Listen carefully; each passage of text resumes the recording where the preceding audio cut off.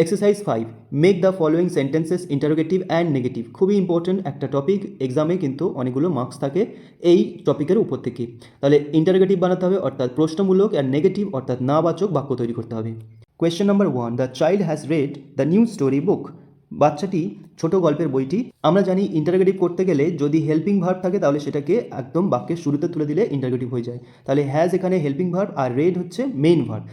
Interrogative করলে হবে has the child read the new story book question mark. আর negative করলে হবে the child has not read the new story book. Question number 2, this author has written a lot of novels. খুবই important একটি question, এই ধরনের প্রশ্নে কিন্তু ভুলটা হয়।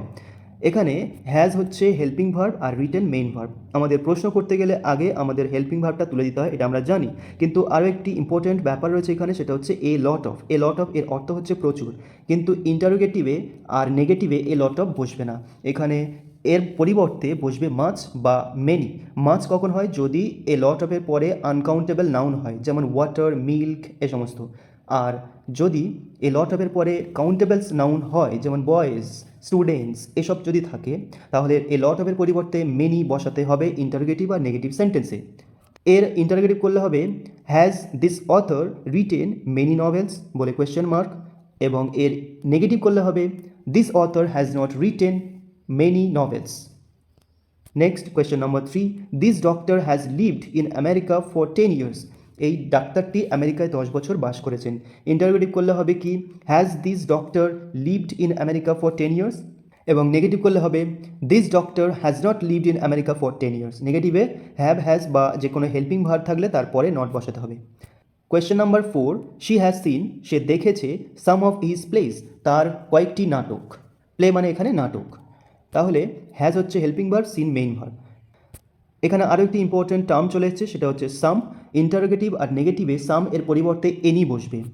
তাহলে এর ইন্টারোগেটিভ করলে হবে has she seen any of his place question mark, আর নেগেটিভ করলে হবে she has not seen any of his place. Question number 5, the students have done their homework. ছাত্রছাত্রী তাদের কাজ করে ফেলেছে। তাহলে have helping verb, done main verb, interrogative করলে হবে have the students done their homework question mark. এর negative করলে হবে the students have not done their homework. Question number 6, the worker has cut his hand. Has helping verb, cut হচ্ছে main verb. কর্মচারী তার হাতটি কেটে ফেলেছে। এর ইন্টারোগেটিভ করলে হবে has the worker cut his hand question mark. এর নেগেটিভ করলে হবে the worker has not cut his hand.